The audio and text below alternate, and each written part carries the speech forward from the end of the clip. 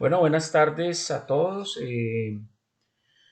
Vamos a continuar el balance de la COVID, de la pandemia. Desde el mes de noviembre, principios no grabábamos, obviamente por las múltiples ocupaciones que teníamos con nuestra Universidad del Quindío, pero aquí estamos otra vez.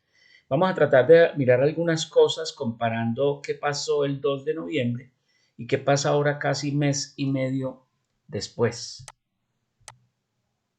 Entonces, este es la radiografía, digamos, el pantallazo del World Meter de el 2 de noviembre, donde teníamos en el mundo 48 millones de casos, teníamos 1.229.000, Estados Unidos tenía 9.700.000 personas infectadas y 239.000 personas muertas.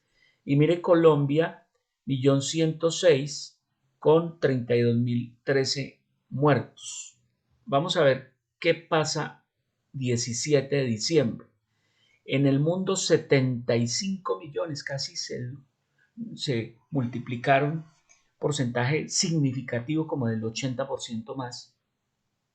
Estados Unidos pasa de 9.700.000 a 17.504.000 con 316.000 muertos. Y Colombia ya en 1.456.000 con casi 40.000 muertos. Ahí pueden ver además lo que está pasando con países como Italia, España, Argentina. Miren el lugar que ocupa Colombia.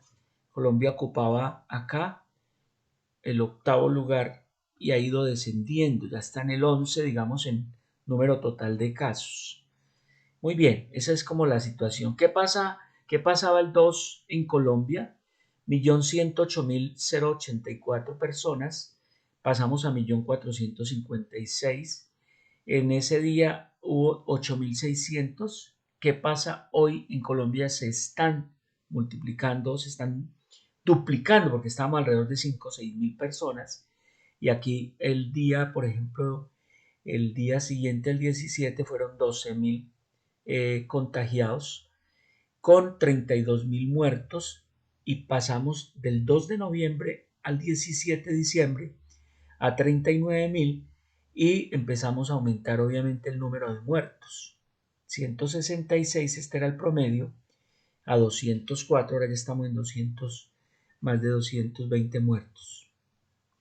Esta es el 2 de noviembre, pues es muy parecido a el 17 de noviembre, con número de fallecidos. Lo que sí está mostrando es que el número de fallecidos va a empezar a aumentar. Esto es Quindío. Ese día, el 2 de noviembre, tuvimos 228 casos, el 3 y noviembre 4, perdón, 303 casos. Con fallecidos tuvimos como 10 fallecidos con un número total de muestras muy alto. ¿Qué pasó el 17 de noviembre? El número de casos 275, digamos que esto se mantiene estable. Nosotros tuvimos un pico hace unos 20 días como de 421, pero no volvimos a pasar de 300 el número de casos. Y fallecidos, yo diría que este es el promedio, entre 6 y 8 fallecidos. Pero ha bajado el número de muestras pendientes. Caminábamos en 400, 500, ahora el promedio son 150 muestras pendientes, lo cual también es bueno. Este es el 17 de diciembre, 21.317 casos en el Quindío. Y mire, el número de hospitalizados y UCI sí ha aumentado significativamente. Esto fue la ocupación para el día 3 de noviembre, donde teníamos alrededor del 69% de ocupación en cuidado intensivo en el Hospital San Juan de Dios. El COVID Medicina Interna 55, el día siguiente bajamos a 58 y a 59 el área de COVID Medicina Interna. ¿Qué pasó ayer o 17 de diciembre? Porcentaje de ocupación total el 73%, esto empieza a preocupar. Recuerden que en el 80 ya empezamos a estar en alerta roja, ahora estamos en alerta naranja. El San Juan de Dios ya está en el 80%, la Sagrada Familia tiene el total de camas ocupadas, Dumián tiene la mitad y la clínica central tiene el 35%. Eso va a aumentar seguramente, va a aumentar en diciembre. Y en hospitalización llegamos casi al 90% de ocupación. Muy bien, ¿qué pasó con contagios por millón Colombia comparado con América Latina? Fíjese que el número de casos por habitantes lo ocupa Estados Unidos, 48.000, Colombia está en 27.000, digamos que está más bajo que Costa Rica, Perú, Chile, eh, Argentina, Panamá, mucho más bajo que ellos. En contagios por millón en el mundo, 27.000 versus, por ejemplo, países como Bélgica. Bélgica en la segunda ola ha aumentado el número de casos, no fue en la primera, fue en la segunda. Está en 52.400 por cada 100.000 personas y, perdón, por cada millón de habitantes. Y en Suecia está en 44.000. Suiza, perdón. Lo mismo Francia, España, Portugal, Suecia ha ido aumentando. Ahora vamos a hacer un comentario de Suecia, pero pues para que vean que Colombia está por debajo de ellos. En muertes por millón están 785 por cada millón de personas. Bélgica está en 1.547, Italia en 1.068, España 1.018 y en América estamos en 765 por debajo de Perú, que es el más alto, de Estados Unidos, que son 902, de Argentina, que son 890, es decir, comparado con América Latina también estamos por debajo. En pruebas antigénicas, en el mes de diciembre en promedio 48.000, pero antier o ayer se hicieron 60.000 pruebas PCR y antígeno. Esto es por día y esto es por mes, ¿sí? Por mes está en 1.378.000 y la tasa de letalidad de Colombia sigue siendo relativamente baja con 2.7%. El número de muertos sobre el número de contagiados. México es alto, 9.1, Ecuador es alto, Perú, pero estamos muy por debajo del resto de América Latina. ¿Qué pasa con vacunas? Entonces, con vacunas, esto es un panorama hace poco. Teníamos 155 ensayos en fase preclínico, 22 en fase 1, 15 en fase 2 y 10 en fase 3 que van rumbo a la aprobación. Ya saben que hay 3 vacunas y estos son los laboratorios que más avanzados están. Aquí está el Sinovac de Brasil y el tipo de vacuna que es, casi muchas son virus atenuados, virus inactivados o virus atenuados. Oxford AstraZeneca, esta es una vacuna basada en una versión no replicada del adenovirus en CanSino de Pekín, China, que va muy adelantado también. Rusia, pues ya tenemos el Sputnik. El problema es que esa vacuna salió, incluso se está aplicando ya en grandes grupos poblacionales. Janssen va muy adelantado, está próxima a salir. Novavax de Estados Unidos y Moderna, que ya prácticamente está próxima a salir. Estas son las 3 vacunas más avanzadas. Pfizer, que ya todos saben, arrancó en el Reino Unido, aprobada en diciembre. Ya Estados Unidos la empezó a aplicar. Sigue México, Brasil, es decir, ya van como 4 o 5 países aprobando aplicación de la vacuna. Y vienen detrás estas, que incluso Colombia ya negoció con estas vacunas para comprar alrededor de unos 5 millones o más de vacunas.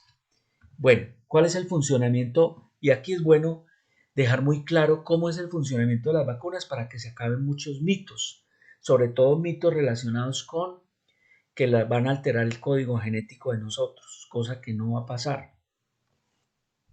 ¿Cómo se obtienen las vacunas? Entonces, en enero se extrajo un virus de un paciente infectado, se secuenció su información genética, esto es un virus RNA, ácido ribonucleico, un mensaje de casi 30.000 letras escritas en combinación, adenina, uracilo, guanina, citosina,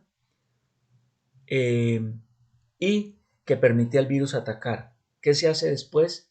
Se identificaron las 3.831 letras que contienen básicamente la información de esta proteína, que es la que le da en la superficie del virus la forma como de corona, y que son las proteínas que están en esta espícula, porque esta es la proteína que se adhiere a las células para poder entrar. Esas instrucciones para crear proteínas del virus son la base de 3 vacunas. ¿Cuáles son las 3 vacunas? Moderna y Pfizer.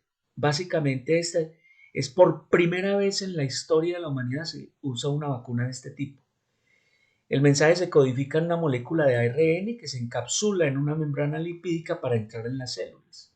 Entonces, y aquí la de Oxford, esta es la que usa un vehículo de un adenovirus, pero utiliza, el mensaje se traduce del ADN y se introduce en un adenovirus para entrar a las células, el adenovirus del resfriado de los chimpancés. Aquí, el de Pfizer, el ARN de la espícula, básicamente ese es el que se guarda, digamos, se almacena para ser aplicado en el humano. Aquí el ADN de la espícula del virus, que son genes inactivados del adenovirus. Ojo, estos son inactivos. Esta es la vacuna de Oxford y esta es la vacuna de Moderna y Pfizer. Y básicamente se le aplica, se inyecta subcutánea, acuérdense que son por ahora 2 dosis, que hace el ARN, se involucra en la célula humana y básicamente desencadena una respuesta por los linfocitos B. Este ADN lo que hace es, se transforma el ADN en ARN dentro del núcleo de la célula y hace que éste fabrique las proteínas virales. Es decir, estas proteínas son las que generan inmunidad. ¿Y qué hacen esas? Esas activan el sistema inmunológico por el lado de la de Pfizer para producir anticuerpos, por el lado de la de Oxford para activar los linfocitos T, y entonces por el lado de la de Pfizer y Moderna crean anticuerpos que bloquean el virus y estos linfocitos destruyen el virus. Básicamente esto es lo que hacen estas 3 vacunas. Preguntas de las vacunas, muchas. Eficacia, todas, hasta ahora esas 3 vacunas están en más del 94% de efectividad. Marketing o no, pues por ahora ese es lo que se está demostrando. Tiene una eficacia, recuerde que por encima del 70% es buena, creo que aceptada por encima del 50%, es decir, que ahora de cada 100 personas, 90 desarrollan inmunidad y eso ya es bueno. Evitarán la transmisión, muchas preguntas ahí, muchas dudas, si evitan la transmisión como tal, porque una cosa es que generen inmunidad, anticuerpos y eviten que la persona se haga una respuesta clínica y la otra es que eviten que una persona contagie a otra. Ahí la recomendación de seguir utilizando tapabocas porque esas personas podrían ser contagiosos posteriormente. Eso, ahí hay muchas dudas por resolver. ¿Cuán buenas necesitan ser? Pues ya dijimos, deben generar una inmunidad alrededor de mínimo de 6 meses que todavía haya anticuerpos. ¿Protegen las personas de riesgo? Sí, ya hubo una publicación preliminar de Pfizer utilizada en personas por ejemplo, en personas diabéticas mayores de 65 años y esas personas tuvieron inmunidad, tuvieron protección. No sabemos cuánto dure la inmunidad. Hasta ahora sabemos que a los 3 meses hay inmunidad. No sabemos qué va a pasar en 6 meses, un año, no sabemos qué va a pasar en 2. Es posible que se requiera como con la gripa, con la influenza, que se vacune cada año, no sabemos todavía, pero por ahora digamos que está generando inmunidad entre 3 y 6 meses, pero no sabemos cuánto va a durar. Recuerde que el virus se le han determinado más de 12.000 mutaciones y eso hace que seguramente ese virus adquiera cierta resistencia contra eso. ¿Quién se vacunará primero? Se están vacunando primero el personal de la salud y el personal que sigue son los mayores de 65 años y las personas de riesgo.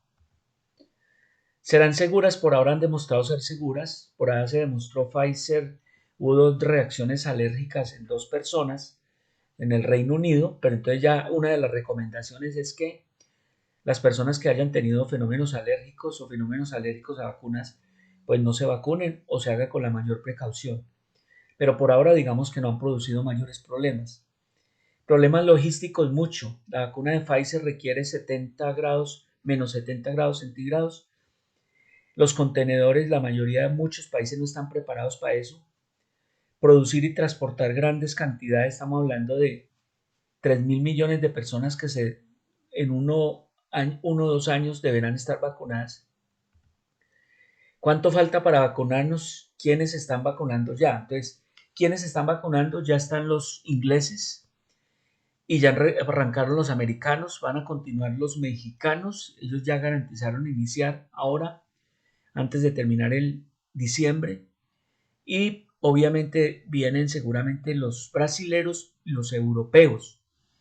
Colombia se calcula que en el primer trimestre empieza la vacunación del 2021. Entonces ahí hay que tener claridad y seguramente vamos a necesitar por ahí 2 años para haber avanzado significativamente. Ya tenemos ley, sí, se llama la ley 2064 del 2020, se llama la ley de vacunas o la ley de la vacuna COVID-19. ¿Qué hizo esta ley? Básicamente declaró la COVID y la vacuna, perdón, como de interés general. ¿Qué hace esa ley? Muchas cosas dentro de todo. Básicamente, la vacuna va a ser gratuita para todo el mundo y para todos los estratos. Se garantiza la compra, se garantizan los recursos económicos. Es bueno también tener claro que reacciones adversas y eso, los laboratorios se están eximiendo de eso. Si en un momento hay que parar la vacunación, ese costo de tenerla parada por reacciones adversas lo van a asumir los países seguramente. Eso es lo que han hecho las grandes farmacéuticas con eso.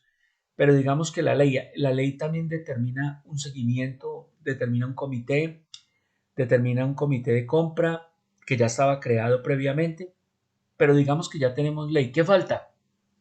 Falta avanzar para que se permita por el INVIMA la aplicación de la vacuna. Aún eso no está, pero creo que en los próximos días va a estar, como ocurrió con la FDA en Estados Unidos y ocurrió con la Federación de Drogas de los ingleses. Esto fue publicado en nature.com, ustedes saben que es una revista, y básicamente fue un estudio sobre las intervenciones gubernamentales, es decir, qué ha servido y qué no sirve.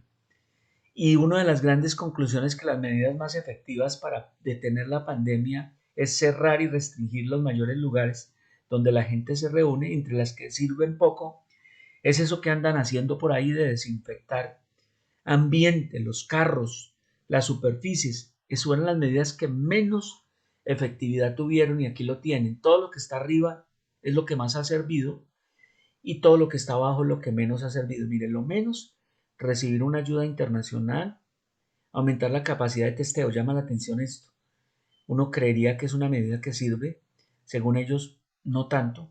Aumentar instalación para cuarentenas, lo que hicieron los chinos. Medidas de transporte público, chequeo de salud en el aeropuerto, notificación activa de casos, restricción en pruebas. Estas son las medidas que menos sirven y las que más aquí están. Cancelar reuniones pequeñas, cierre de instituciones educativas, restricción de fronteras, mayor disponibilidad de los costos de protección de personal para el personal de la salud, restricción de movimientos individuales, bloqueo nacional. Lo que ocurrió en Colombia durante 5 meses, que hubo una cuarentena absoluta, eso sirvió, claro, sirvió mucho.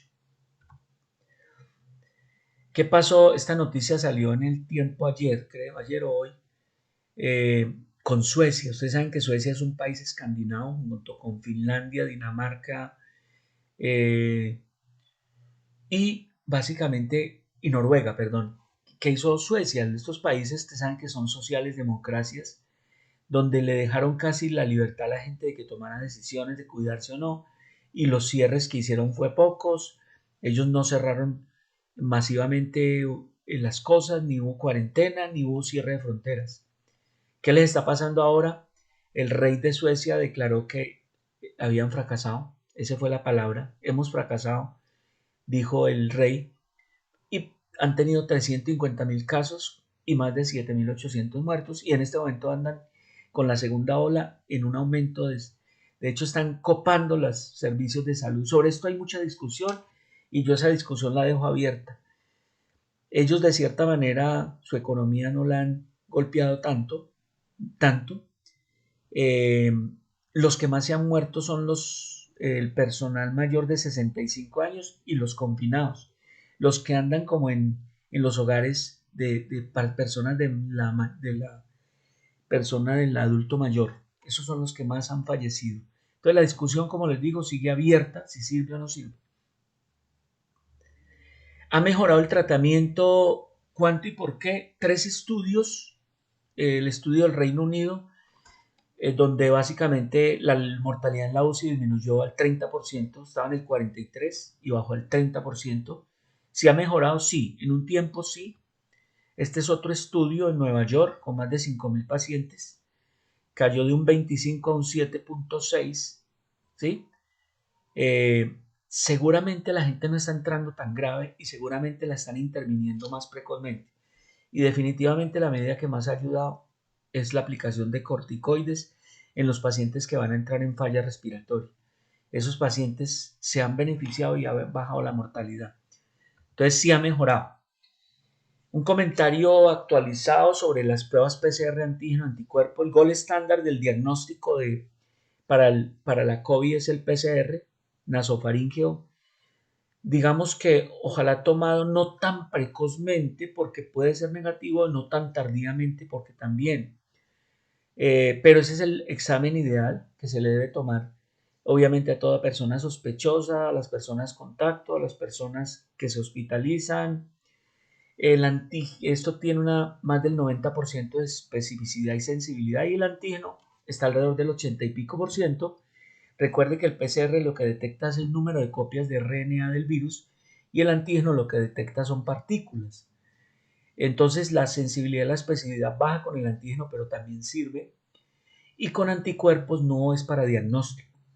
Los anticuerpos, recuerden que los producen los linfocitos B, que se producen como respuesta rápida al virus, digamos que rápida después de la primera semana. Los IgM y los IgE son los que quedan de recuerdo. ¿Cuál es el problema? No es diagnóstico porque usted puede tener negativo y el paciente estar positivo, estar con PCR positivo porque es muy precoz, o tomarlo tardíamente y el paciente desarrolló inmunidad corta. Entonces no queda una inmunidad después de los 3 meses, puede pasar. ¿Para qué nos está sirviendo? Para el estudio de inmunidad que se está haciendo de pronto, que ya hay resultados preliminares con Amazonas, por ejemplo, donde básicamente casi que la mitad de la población está inmunizada entre comillas, y en abril son los resultados finales de 10 ciudades que se están tomando el estudio de inmunidad hecho por el Instituto Nacional de Salud. Entonces, PCR sí, no una PCR segunda, no está indicado. Tomar una segunda PCR para ver si el paciente está curado, no, porque el PCR puede salir saliendo positivo y el paciente no estar ya infectando. Se supone que después del día 10, las personas, sobre todo los sintomáticos leves o los asintomáticos, dejan de ser infectocontagiosos. Los que más siguen siendo infectocontagiosos son los que han estado en cuidado intensivo. Pero no se debe tomar una segunda prueba a los 14 días como se hacía al principio. Ni tampoco seguir tomando a ver cuándo se negativiza. Tampoco. Esos son errores que se han cometido. ¿Qué está pasando de casos en Colombia y en el mundo? Señores, querida comunidad, lo están viendo hace unos 15, 20 días en Europa, España hace rato, Italia, Francia, Bélgica, Alemania. Digamos que todos están teniendo un desborde desmesurado del número de casos, mayor incluso en algunas zonas que la primera oleada, sobre todo con número de casos. Alemania está desbordado. De hecho, Alemania declaró cuarentena y algunos países están declarando cuarentena y están volviendo a cerrar todo. Nueva York, en Estados Unidos, California, Florida, están teniendo un número importantísimo de casos. Ustedes vieron que Estados Unidos duplicó el número de casos. Esta semana llegó al número mayor de casos reportados en un día. De muertos más de 3.000 y de contagiados más de 300.000. Eso es impresionante. ¿Qué está pasando en Colombia? Ya tenemos un rebrote, una segunda ola en ciudades como Cúcuta. Cúcuta está al 100%, las unidades de cuidado intensivo van a instalar, creo que entre hoy y el sábado, 81 unidades de cuidado intensivo más. Cali está llegando al 90%. Antioquia declaró que va a haber toque de queda y ley seca los días de Navidad. Y así sucesivamente. Cartagena está aumentando los casos. ¿Qué está pasando en el Quindío? Ya lo vimos. Cuidado intensivo está aumentando. Estamos llegando casi un 80%, sobre todo en el San Juan de Dios. Señores, viene las novenas y luego sigue 24 y 31. O sea que del día de las velitas vamos a tener un aumento, como lo estamos viendo de pronto. Nosotros tuvimos días de 89, 98 casos. El día de ayer tuvimos más de 240 casos. Muertos estamos alrededor de 6, 8, 10 casos. Pero si las cosas no las hacemos con juicio, pues primero nos van a mandar a cuarentena y otro golpe para la economía. La ley seca seguramente va a ocurrir y toque de queda después de las 10 de la noche. Pero en algún momento, si las unidades de cuidado intensivo se copan, nos mandan para la casa otra vez. Y otro gran golpe para la economía, peor de lo que hasta ahora hemos vivido. ¿Qué nos queda? Pues hombre, el autocontrol, el comportamiento individual y colectivo a nivel de núcleo familiar. Si nos vamos a reunir, pues que nos reunamos los que siempre nos reunimos, usemos tapabocas, mantengamos la mayor distancia posible, estemos usando el alcohol, pero el tapabocas sigue siendo fundamental y vital. De nosotros depende que no hagamos un brote como lo han hecho todas las ciudades en el país. Yo creo que en el Quindío, en medio de todo, nos ha ido decentemente. Nos ha ido decentemente, con el perdón y el dolor de las personas que han tenido pérdidas, incluso médicos, familias, pero nos ha ido decentemente el número de casos en ocupación, en número de muertos, y de nosotros depende que esto siga así. Entonces, nos queda este final de diciembre para que enero, febrero no se vuelva un rebrote, una tercera ola y continuemos en cuarentena o sobre todo el mundo no pudiendo ir al colegio, a las escuelas, a las universidades, que eso termina siendo también muy negativo para todos. Muchas gracias y nos vemos en una próxima.